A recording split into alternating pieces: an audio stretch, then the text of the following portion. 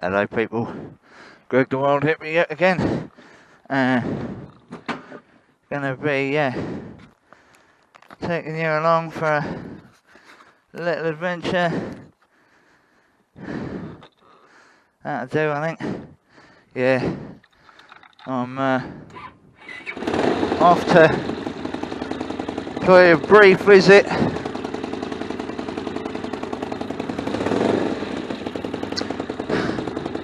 to my riding school, and in my haste to get away after spending ages setting up the camera, I've forgotten to take my bloody disc lock off. So that's why I couldn't go any further backwards. Right, that's that done.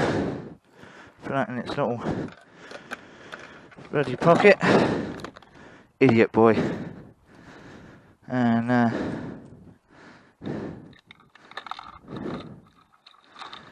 let's try again, shall we? Are you recording?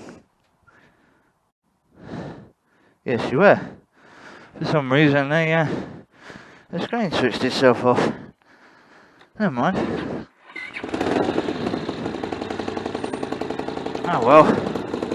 So yeah, gonna go to my riding school because it's been almost a year since I passed me big boy's licence. So yeah, gonna pop down there and see the guys.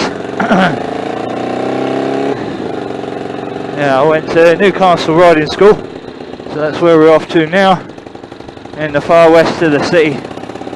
It's still a little bit blowy, but I think we'll be alright.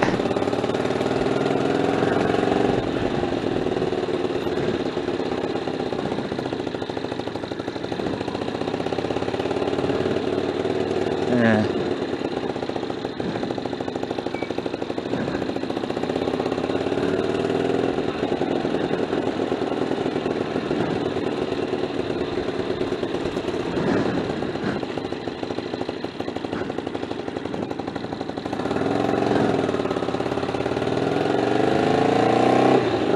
Yeah. Turn your indicator off. Yeah. Yeah, I hope it's still recording. It's, I must have accidentally clicked something in the settings, which causes the screen to go off. It's kind of a little bit annoying. Because when the screen's off, how am I supposed to know it's still recording when it's in its bracket?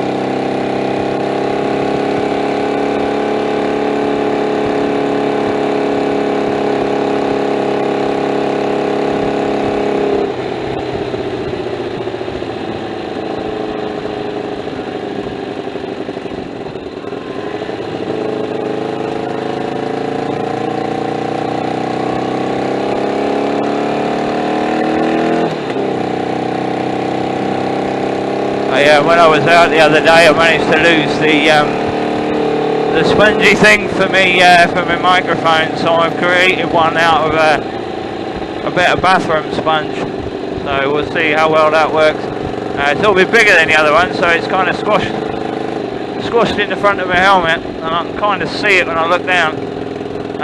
So hopefully it'll work. Yeah. Otherwise all you're going to be getting is bloody wind noise. Yeah. Well, that's a good idea. Take a photograph and the screen lights up, which is pretty handy. Yeah, I've got to take one hand off the handlebar to do that.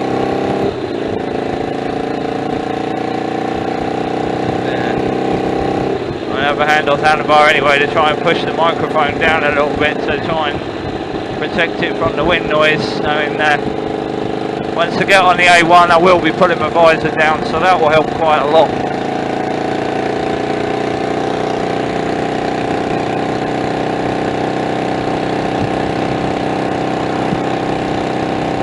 Also, this is a slightly longer run, so it'll be interesting to see whether or not the battery lasts that long. I've got my spare one with me, but I won't be pulling over just to change the blinking battery.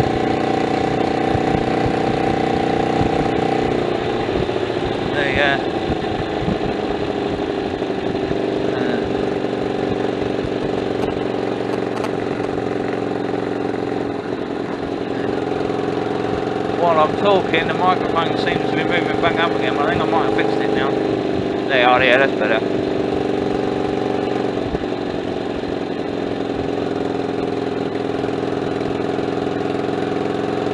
So yeah, I've got the remote control for this on my right wrist, so it's quite easy to operate. I hate them bits in the road where there was previous roadworks and they haven't sealed it properly, so it becomes a nice little gully.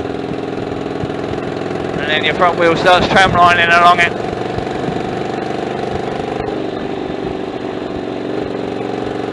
There we go, I'm coming on the A1 now. Visor down.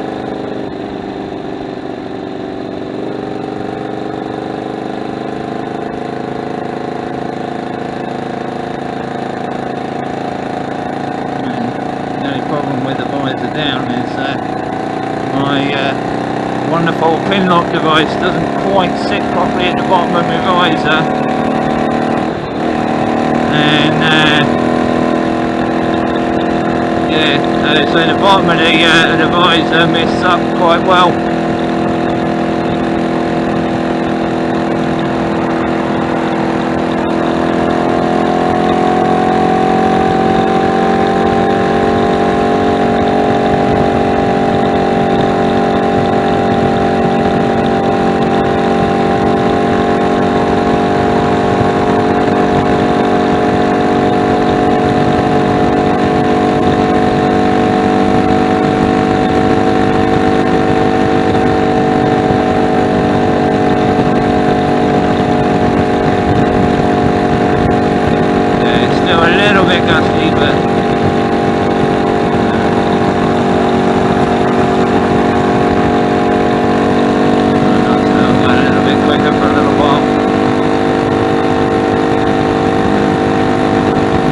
I'm only doing 70, so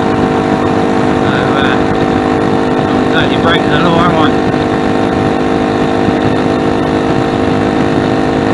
Coming off, I think I've got someone coming off the arm. I'm going after the white one. He can wait a minute. Oh, he's backed off a bit. That's good.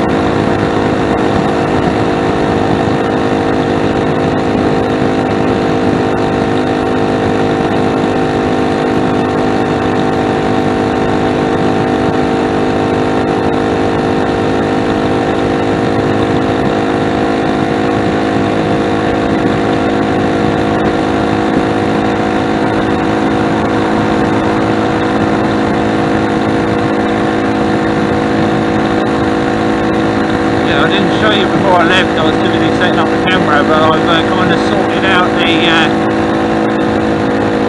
rust problem on the frame a little bit and the rear swinging arm.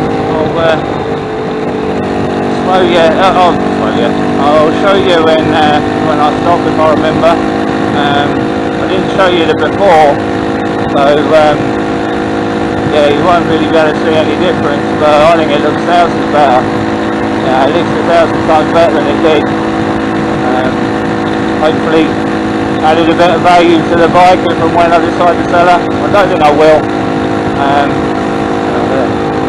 Come into the slow lane for a little while. Let anyone pass who wants to get past.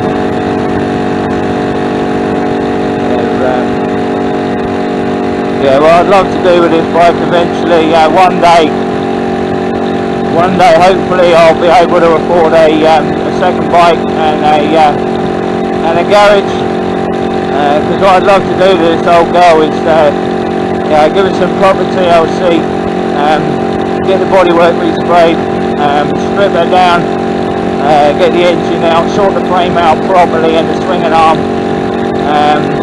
Yeah, make her look good, make her look even better, make her look kind of new, and yeah, that's what I hope to do.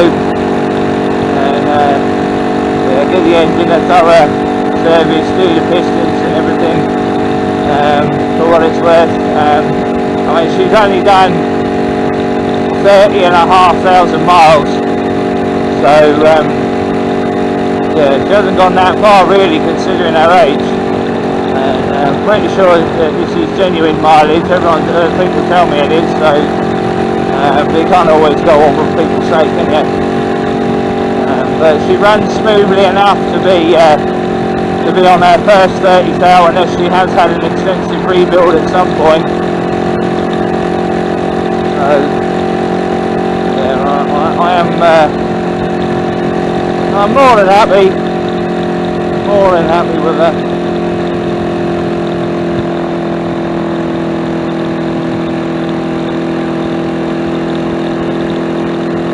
Fantastic little bike.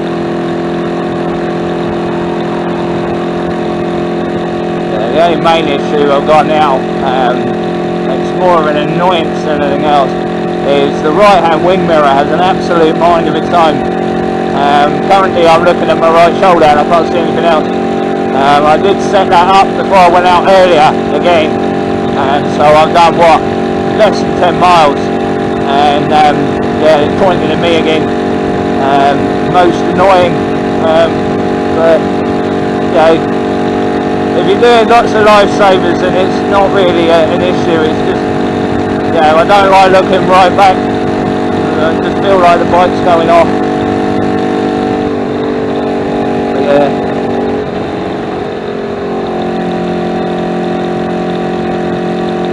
From years of riding a pedal bike around central London, I've got fairly good at keeping two wheels in a straight line when looking over my shoulder.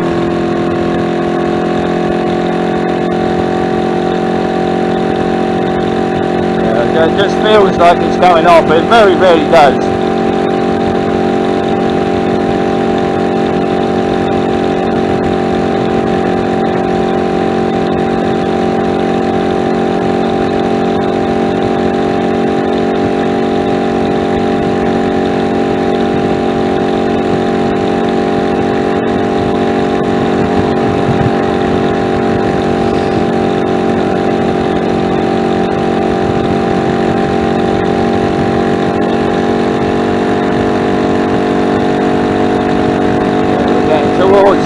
The tune now.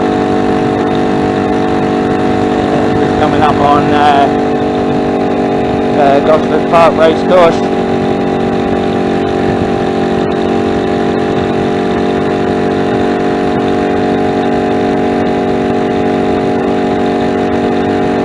That's quite a nice run this. It's been a while since I've been down here. I'm not the biggest fan of dual carriage rates. I'd rather be on the back roads. Well, I've got someone up my backside again. Don't know why I'm doing the bloody speed limit. He's not exactly going to get very far, is he? I'm kind of half blind now with the sun. Yeah, nothing coming up. They've got plenty of time. Yeah, all good.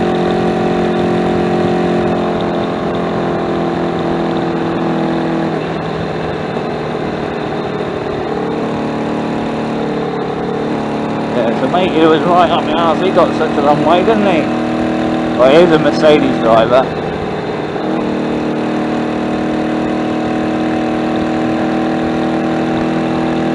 Quite funny if I end up sitting on his tail all the way to where I've got to turn off. I'm not going to try and make a point or anything.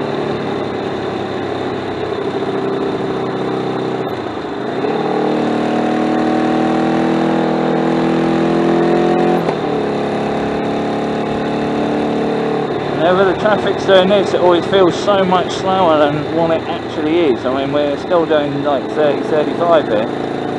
It feels like a snail's pace. I don't filter.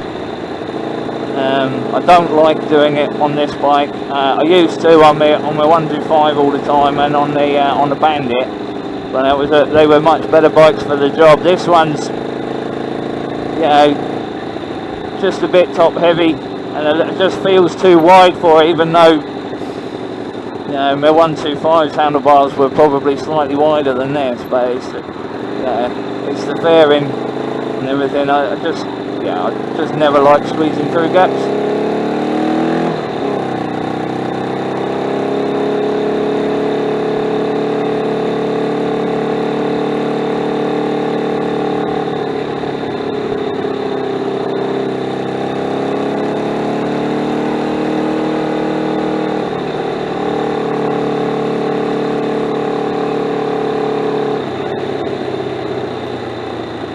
I wonder where Mercedes went. I saw him go into the inside lane. Maybe he was turning off. Oh well, he got such a long way, didn't he? The impatience of people amuses me sometimes.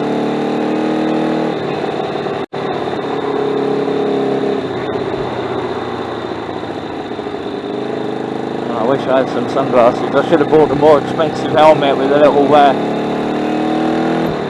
fold down shades, you know, sort of fighter pilot styly. Quite like them. I call them Darth Vader glasses. Yeah, it'd be right handy now. I mean, I can see alright. Just strain your eyes a bit.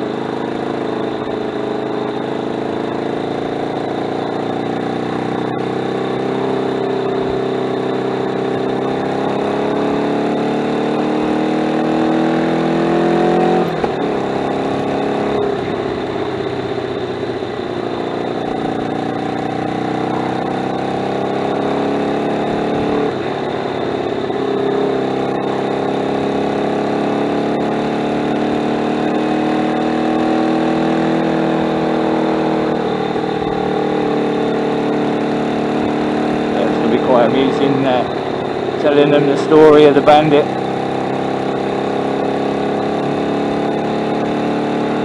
That thing was a piece of junk. I mean, that kid who bought it off me, I wish him all the best. I hope he can get it, make a nice bike out of it. He seemed keen, so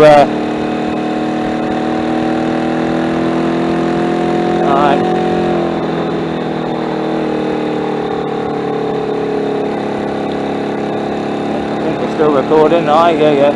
So I just press the photograph button. Yeah, I think it's opening up a bit now. So well, it snaps exhaust pins and dodgy electrics. I mean, it was running pretty sweet when I crashed it, and I'd just mended the headlight again. I don't know what I told you before. I've gone out and I just basically binned it on a corner. I think there was some horse poop or a pile of gravel or something. The back end just lurched out of me to the right, and I went barrel rolling down the road. Picked her up, slight crack in the side of the sump, snap peg and gear lever, that was all hanging off, snap clutch lever. Oh, she was a mess, but it looked salvageable.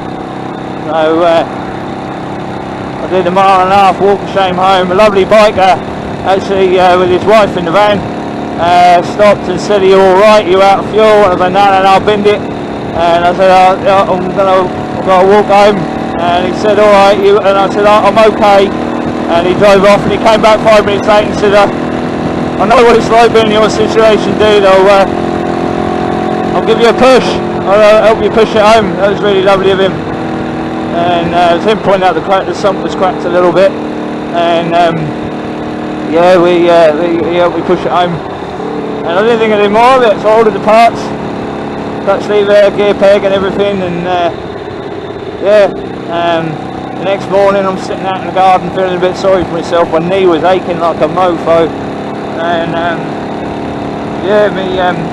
just sort of looking at the bike, and seeing Christ just feeling a bit sorry for itself, and I just noticed underneath the fairing underneath the passenger seat. The fairing was just not sitting quite right, and I was just like, oh, I probably bent the bracket or something. So I pulled it all apart. No, the passenger foot peg, which was bent anyway, hit the tarmac and bent itself right back inside, twisting the whole back end of the frame, nearly ripping itself off. And I was like, well, that's the end of that, isn't it? I spoke to some friends and I thought it was worth rebuilding. So some very nice friends of mine gave me the £100 it cost for a second-hand frame for it, which came with a logbook and everything. And so I set about the rebuild. I mean, I could hardly walk at this point because of my knee. So getting on and off the floor was just flipping agony. I don't have a proper bike lift. And I'm turning. Yeah. So.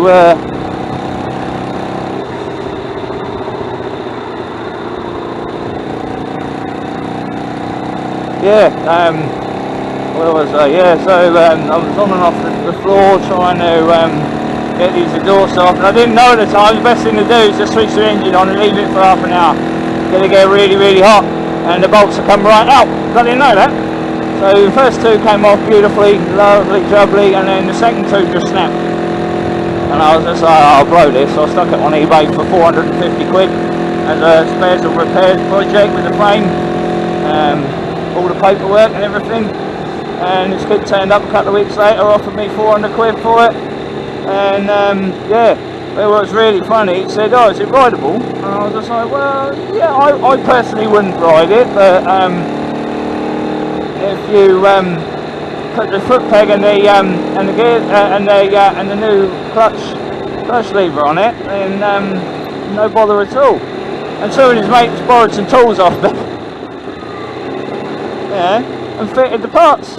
And he shook me by the hand, signed the logbook, and off they rode into the sunset. With all the exhaust, well, the exhaust was half hanging off, all the smoke's coming out the front of the engine, and yeah, that was pretty funny. But now all the best to him. Hope he sorts it out.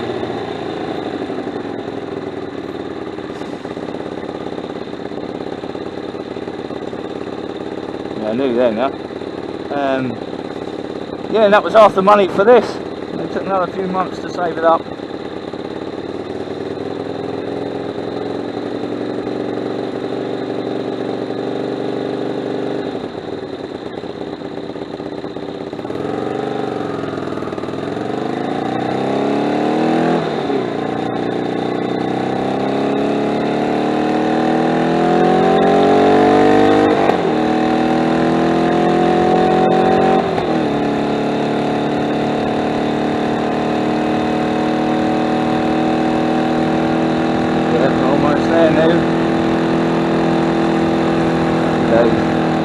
It'll be nice to see the guys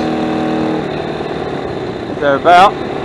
It's only the 2nd of January, they might still be on holiday, but if I remember correctly, I was in having lessons on this day last year, getting ready for my exam in a few days' time.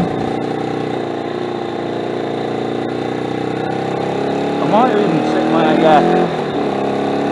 my mod 1 on there, 3rd or 4th. Oh crap, it's 30, come on kiddo.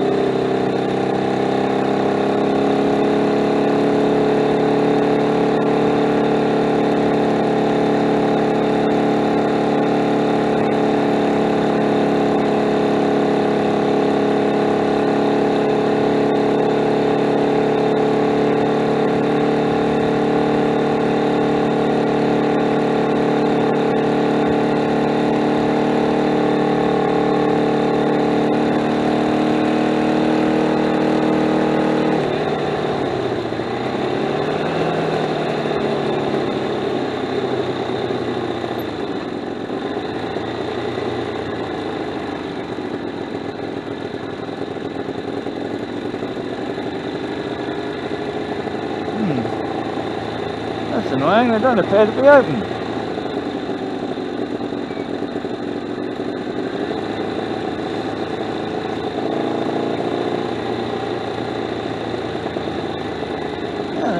already.